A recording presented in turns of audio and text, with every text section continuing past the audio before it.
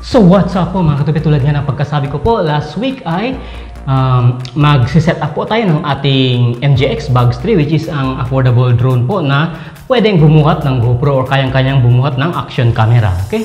Pero hindi po lahat ng affordable na drone tulad nito ay nakakabuhat ng action camera, tulad ng pinakita natin yung unang drone ko po, which is yung Viswo, okay, yung Viswo Battle Shark. Although malakas po yun, hindi niya pong kayang bumuhat ng action camera. Kahit yung mga maliliit na DJI po, okay, halimbawa yung DJI Spark or yung DJI Tello, although affordable po sila, hindi po nila kayang bumuhat ng action camera.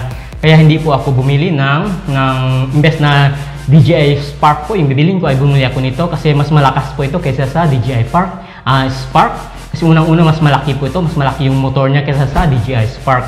Although maraming nagtetest po na kayang-kaya daw ng DJI Spark na bumuhat ng action camera, ay hindi po recommended yun ng DJI kasi napakaliit po ng motor nun at posible pong masunog, okay? So, yun nga, sa mga hindi po nakapanood, okay, hindi po nakapanood last week ay i-click nyo lang po yung link dito sa kabila, okay, sa taas, dyan lang po sa taas. I-click nyo lang po yan, yung unboxing po nito, last week po natin ginawa yun, okay? Kung hindi nyo po napanood.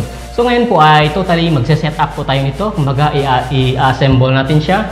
Tapos kumbaga ipapakita natin yung initial setup niya. Kung halimbawa makabili kayo ng drone, ay same po yung process lahat. Yung halimbawa calibration ng mga compass, okay, compass calibration, yung mga pag-setup ng mga propeller, okay? So yan po ang ating topic ngayong araw na to.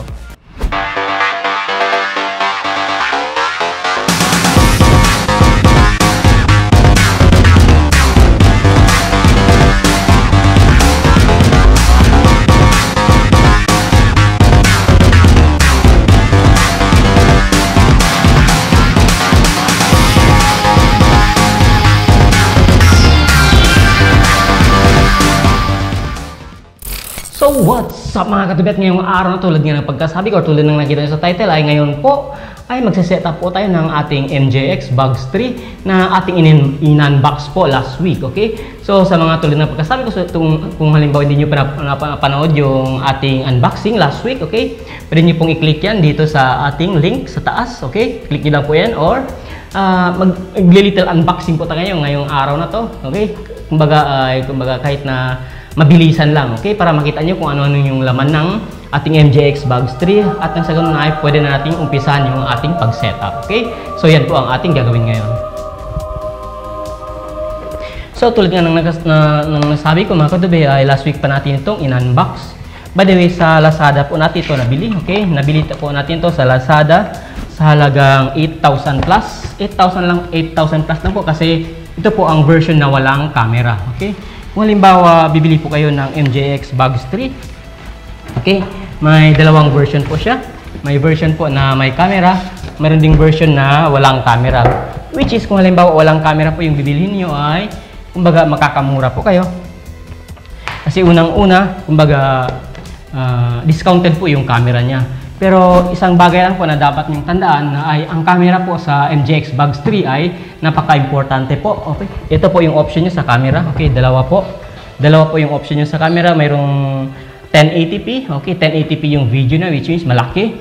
Meron din pong 720. Pero yung camera niya po hindi lang po ito basta-basta camera na para sa kanya o para sa pagkuha ng footage, kundi ang camera niya po ay nandito po yung wifi niya, okay? Dito nyo pwedeng i-connecta yung inyong cellphone at pwede nyo i-connecta yung inyong cellphone sa inyong drone. Kumbaga, pwede nyo i-control ang inyong drone gamit ang mga camera na to. So, kung walang camera to, ay hindi nyo po makakontrol ang inyong drone gamit ang inyong cellphone. Kasi unang-una, dito po nakakabit yung kanyang wifi. Kumbaga, ang tanging makakontrol mo lang kung halimbawa walang camera, hindi ka bibili ng camera, ay yung sa controller niya lang. Okay? Sa controller mo lang mako-control yung drone. Hindi mo magagamit yung mga special effects tulad ng follow me mode. May follow me mode po ito, okay? Halimbawa, lumalakad ka tapos pina-follow ka ng drone. Okay, yun po isang magandang feature. So, nasa camera po yun siya, okay? Features po yun. Dapat kumbaga, kabitan mo siya ng camera para makuha mo yung feature na yun kasi sa cellphone po yun isi-set up. At isa pa doon, isang feature pa rin po yung encircle me mode. Halimbawa, nasa taas ka ng bundok, yung paikot-ikot yung drone sa'yo. Okay, isang feature din po na maganda. Gamit din po yun ang camera. Okay, so napaka-importante rin po ng camera nito. Although, based on experience po, sa nakita ko po sa mga YouTube, okay, sa mga ibang YouTuber, ang camera niya po ay hindi masyadong maganda. Okay? Pero tulad ng pagkasabi ko, kung halimbawa gagamitin lang natin sa control ang camera na to para makakonect tayo sa Wi-Fi, para magamit natin ang special features, pero ang gagamitin nating action camera, yung main camera niya ay papalitan natin ng, kumbaga, ng GoPro natin, which is ang Hero 8 na gamit natin ngayon. Okay, yan po ang gagamitin natin sa pagkuha, pero kumbaga gagamitin lang natin ito para sa Wi-Fi connection lang. Okay? So yung main camera natin ay GoPro pa rin. Kumbaga ito ay para sa special feature lang. Okay? So i-unbox na po natin ngayon. Pero isasarado muna natin para magandang tingnan kahit pa paano, kumbaga. Okay. So yan po. Okay, dito natin lagay. So ito po ang makikita nyo sa loob ng box, ang ating main drone nga. Okay, na may GPS. May GPS module po ito dito. Dito po sa nakalagay yung kanyang GPS module. Kasi kumbaga pag lumilipad siya, kukonekta ito sa satellite. Okay? Kaya niya po itong kumonekta ng 17 to 20 satellite simultaneously. Ibig sabihin, kukonekta siya sa satellite para alam niya kung paano bumalik. In case na emergency, may emergency, example, malobat po siya or mawawala siya sa signal, automatic po siyang babalik sa kung saan niya siya pinalipad. Yun po ang kagandahan ng professional drone or GPS drone tulad nito. So yan po ang ating drone. Tapos ang kanyang battery po. Ang kanyang battery po ay 2800 mAh or 2800 mAh, which is naglalas po ito ng 20 minutes. Okay? Ito po, sa nakikita niyo po dito ay yan po, 20 minutes. Pero sa mga naka-experience na po na nagpalipad nito, yung iba umabot lang daw ng 18, yung iba umabot lang ng around 16 kasi depende po sa bigat. Halimbawa, sasaksakan mo to ng mabigat na camera, eh syempre kumbaga yung motor niya mas aandar ng malakas, so mas kakain siya, kukonsumo siya ng mas malakas na battery. So ibig sabihin, yung 20 minutes na yan ay kung halimbawa yung default talaga, yung original na camera niya yung ilagay mo, abot siya ng 20 minutes. Okay, so yan po ang kanyang battery. May kasama na pong charger. Okay, yan pong charger niya. Tapos ito po ang camera attachment niya. Tulad ng pagkasabi ko, ang binili po natin ay walang camera. Pero bumili po ako ng camera na to separate. Okay? Which mean i-unbox din po natin yun sa ibang araw. Pero nakabili po ako ng camera nito. Pero kasi tulad ng pagkasabi ko, kung hindi tayo bibili nito ay hindi natin magagamit yung mga special features niya. Tulad nga ng mga follow me mode, pati yung encircle mode. Kaya bumili po ako ng separate na camera niya. So in total po, umabot po ang gastos natin sa 8,000 plus 3,000. So umabot po mga 11 or almost 12 na rin po, which is kung halimbawa bibili ka po ng may camera, ang presyo na nasa 11 to 12,000 din. So ganun din po. So ganun din po yung ginastos ko. Umabot din halos ng 12,000. So yan po ang ito, by the way, sa mga kung halimbawa magse-setup po kayo, hindi niyo alam kung anong gamit nito po, okay? Dito po isinasaksak yung battery, okay? Ganyan lang po yung battery niya po, ganyan isaksak niyo siya, ganyan po. Tapos ito po ika-connecta niyo sa charger, okay? Ganun po ang pag-charge sa battery niya. Okay? Ang propeller niya po ay dalawang set, okay? May 4 na extra in case na mabali, in case na magkakaroon ng aksidente. Normally ito po yung nababali talaga, so may extra pong 4. Tapos nandito po ang kanyang landing gears, 4 din po ito na hindi pa po nakakabit. Tapos nandito po yung mga screw.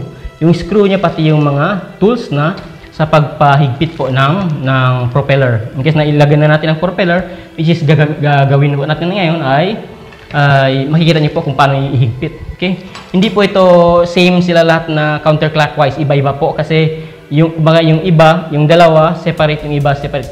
Alternate po yung galaw ng dalawa para hindi siya iikot-ikot talaga.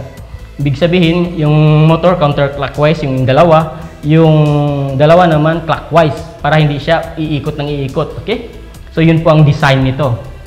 So dapat pakinggan po natin yan, pakinggan natin yung marka. May marka po yan siya, A, B, C, A, B, C, ganun po. May marka po yan. So ipapakita po natin mamaya pag i-setup na natin. Tapos yung remote niya po ay nandito po sa ilalim, okay? Sa ilalim ng box.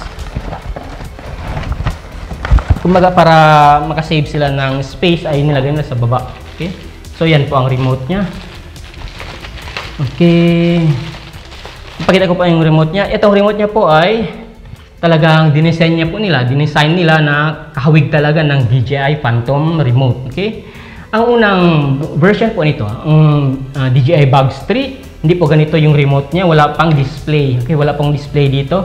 Ang kagandahan po nito is, kumbaga, upgraded version na siya kasi professional version ay makikita na po natin dito yung telemetry ng ating drone. Halimbawa, lumilipad na to, makikita natin dito kung ilan pa yung battery niya, ang battery ng remote, ang battery niya. Makikita natin dito kung gaano na siya kataas, makikita din natin dito kung gaano na siya kalayo. Makikita din natin dito kung ilang satellite yung kumukonekta siya sa ilang satellite. 17, 16, 20 hanggang 20 satellite po ang kaya niyang i-connecta. Okay, kasi GPS drone nga po siya. Okay? Kailangan natin i-connecta siya sa satellite para nang sa ganun ay pwede siyang bumalik mag-isa. Okay? Yun po ang kagandahan ng GPS drone, professional GPS drone tulad nito. Okay? So, i-set up na po natin sa next.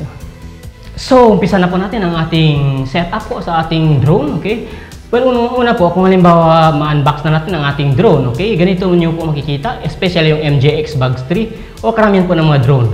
Ang paa niya po ay hindi nakakabit, ang battery niya hindi nakakabit, pati yung propeller niya. Pero, kung halimbawa, hindi nyo po alam na ikabit yung propeller niya, huwag nyo pong basta-bastang ipilit na lang yan, okay? Tulad ng pagkasabi ko, magkaiba po yung rotation nito, okay? Magkaiba po yan sila. May dalawang magkaiba. Example, ito counterclockwise. Yung isa ay clockwise, ganito siya. Ganyan pa yung pag-ikot niya, yung isa naman ay paganyan. Clockwise pati counterclockwise. So mag-ingat po kayo. Tingnan niyo muna yung manual, okay? So ang una po natin ikakabit ay ang kanyang landing gear, okay? Para kumbaga makita natin kung ano yung hitsura niya sa pag nakatayo na, okay? At mag-ingat din po kayo sa mga screw kasi limited po yung screw niya, okay? Ang screw niya po ay parang eksakto lang ata ito or may extra isa lang yung extra niya. So unahin natin yung kanyang landing gear tulad ng pagkasabi ko, napakadali lang po. So ilalagay muna natin siya dito. By the way, yung screw niya po, okay, yung MJX Bugs 3 po ay may dala-dalawa yung screw sa landing gear niya, okay? So umpisa na natin muna sa landing gear tulad ng pagkasabi ko. By the way, kasama na po ito, okay, libre na to. So hindi na po kayo magpo-problema kung saan kayo hahagilap ng maliit na Phillips kasi napakaliit po ng kanyang bolt. Okay, napakaliit po. Eksakto lang po ito talaga sa butas ng drone. Okay? Kasi kung mayroon na siyang pre-hold na butas diyan sa landing gear. So sabi ko, unahin natin to para makikita natin siyang tumayo, okay? Para makatayo na po siya.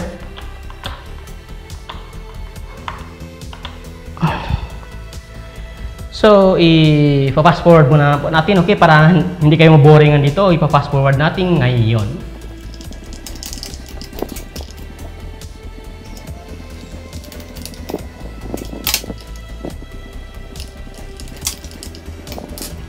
So yan po, natapos na natin ang kanyang paa. Ganito po yung hitsura niya pag may paa na. Okay, yan po. Okay, medyo astig na astig po. Kung titingnan niyo po ay astig na astig ang hitsura niya, para siyang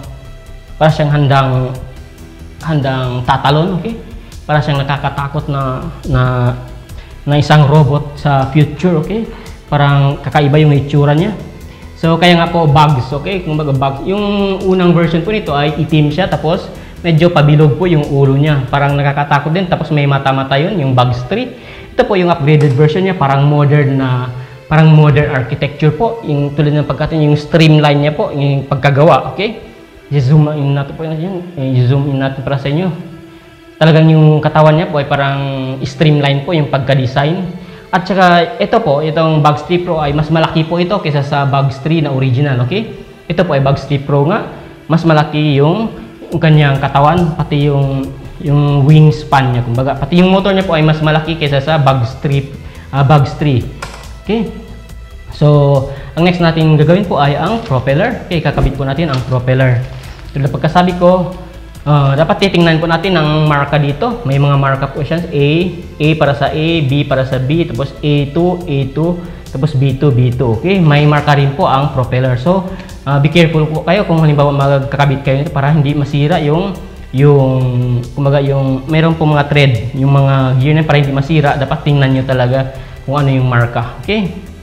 So, ipa-fast forward natin ulit para hindi po kayo maboring.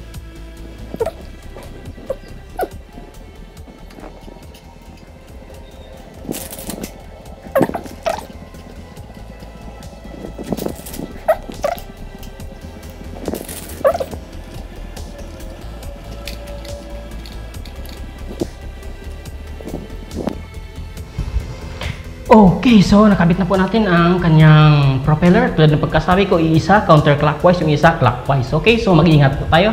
Tingnan lang natin yung letter sa ating propeller. May letter po yan siya sa corresponding na wingspan niya. Yung bawat wingspan din ay may letter din. So, kumbaga, tingnan nyo lang. Okay? Halimbawa, hindi nyo po makuha, hindi siya papasok sa counterclockwise, i-clockwise nyo po siya. Okay? Para makikita nyo talaga yung thread niya magkaiba. So, wag nyo pong pilitin na counterclockwise, i-counterclockwise, baka maupod po yung thread niya. Okay? So, pag hindi po siya papasok sa counterclockwise, i-clockwise niya siya. Okay? So, ang next gagawin natin po ay i-testing natin yung battery. Kakabit natin yung battery, pati ang kanyang remote control. Titingnan natin at i-initialize natin ang setup. Okay? So, sa next natin po yan. So, yan po ay set-up na po natin ang ating drone. Kumbaga, i-connect na natin siya dito sa ating remote. Okay? Kasi kung halimbawa, bago pa po yung ating drone, dapat ang remote niya po ay connecta dito sa kanyang katawan. Okay? Kumbaga, ang remote niya dapat nakalink dito. Parang cellphone di po. Kung halimbawa, magkakonekta tayo sa Wi-Fi, di ba? Dapat maka-connect, mayroon pong siyang pairing na tinatawag. So, ang initial setup po nito ay dapat ganun din. So, tulad nakikita niyo po na nilagyan ko na po ng battery. Apat po na AA battery po ang nilalagay dito, okay? Kahit anong AA battery po, pero ito po ay rechargeable battery yung nilagay ko. Okay? Para kumbaga hindi tayo gagastos masyado sa battery, kaya rechargeable po ang binili ko. So, ayun po sa quick guide dito. Okay, ang unang i-set up natin ay ang remote. Ipipindutin natin ito, tapos i-on natin. Okay, para maglagay siya sa pairing. Okay, nasa pairing mode na po niya. Kumbaga hinahanap niya na yung signal dito sa ating drone. Pero yung drone natin ay patay pa. Okay, so ilalagyan na po natin ng battery para mag-on siya. Okay, so ikakabit po natin ang ating battery. Okay, sa nakikita niyo po, yan po ay mayroon ng signal at iilaw na po siya. Kung iilaw na po siya, naka-ready na po siya para sa setup or yung tinatawag na calibration. Ang calibration po ay ganito. Ilalagay po natin, i-encircle po natin siya ng 3 beses, pag ganyan. Hanggang sa mag-iba po yung kulay ng kanyang, yan, green na po yung kulay. Pag green na po ay i-vertical natin. Tapos i-encircle pa rin natin. Ito po ang tinatawag na compass calibration sa mga drone. Lahat po ng drone, kahit sa DJI Phantom po ay ganito rin. Yan, red na po siya. Naka-steady red na pati yellow. Ibig sabihin, ready to use na po yan siya. Okay? Ganun po yung kanyang compass calibration dito, yung tinatawag na calibration. So, pag nakaset na to, nakaset na siya, ibig sabihin, nakakalibrate na rin siya, ready na po yan siya. So, titingnan natin, unlock motor. Yan. Yan, gumagalaw na po siya. So, kumbaga, ready na siyang lilipad, okay? So, yan po ang unang-una, pag halimbawa, wala pa po kayong makitang signal dito, signal strength dito, ibig sabihin, hindi pa po yan siya nakakonekta sa iyong drone. Kaya dapat i-repeat nyo po yung process. Okay? I-off nyo ulit ito. I-off nyo siya. Tapos ipindot nyo ito. Tapos i-on. Pag magbiblink na siya, saka nyo isaksak yung battery. Okay? Tapos continuous lang doon. Basahin nyo lang po yung dito sa kanyang quick start guide para hindi po kayo mawala. Kumbaga napakadali lang po. Nakakalibrate na po siya. Ready to fly na siya. Anyway, kung halimbawa hindi nyo po siya paliparin within 10 seconds, automatic po yan siya mag-o-off, okay? Pero hindi po natin ito paliliparin dito kasi baka tatamaan yung ating mga light. Yung unang drone ko po, yung ating yung ating battle shark, okay? Nasira ko po yung kaagad ang isang gear dito sa loob. Yung gear ng isang motor niya nasira kaagad kasi pinalipad ko po sa loob ng bahay. Tapos hindi ko po alam na talagang magalaw pala yun. Magalaw siya. Although ito hindi po siya magalaw, aangat lang po yan siya. Kasi GPS guided po ito siya. Pero yung battle shark po ay talaga pagpalipad ko sa loob ng bahay, gumagalaw-galaw siya, tapos tumama po sa sofa, nabali yung kanyang isang propeller, pati nabali yung gear sa loob. Kaya ito po ay hindi natin paliliparin muna. Tulad ng pagkasabi ko, unlock gears. Ito po, unlock motor lang, one click lang. Ready na po yan siya. Pag pinindot po natin ito, automatic yan siya lilipad, mag-hover siya sa taas. Okay? So, sa next time po, okay, sa next episode ay ipapakita na po natin, ipapaliparin na natin to para sa kanyang unang maiden voyage. Kumbaga, sa kanyang unang first flight talaga. Okay? By the way, tulad ng pagkasabi ko, makikita po natin ang telemetry. Okay? Telemetry niya, ang signal strength ng drone dito sa remote. Makikita natin kung malakas pa ba yung signal niya, malapit pa siya o malayo na. Kasi kung malayo na po siya, yung signal hihina na yan hanggang sa mawala na. Kung wala na po yung signal mo dito, papunta dito, automatic po siyang babalik sa'yo. Okay? Automatic po to kasi GPS guided po ito. Okay? So, makikita din po natin yung battery ng ating drone, pati yung battery po ng remote, makikita din natin. Tapos, makikita din po natin ang kung ang height niya, kung gano'n na siya kataas. At ang distance po, yung D po ay distance, kung gaano na siya kalayo. Height, pati yung distance. By the way, dito po sa Pilipinas ay wag na wag po kayong magpapalipad ng drone na mas mataas sa 400 meters kasi bawal na po. Okay? Ay 400 feet. Okay? 400 feet, bawal na po. Dapat hanggang 400 feet lang po tayo. Okay? Yun po ang nakasaad sa CAAP. Okay? Sa CAAP, kasi CAAP po ang nagre-regulate dito kasi kumbaga parang mini airplane po ang consideration nito.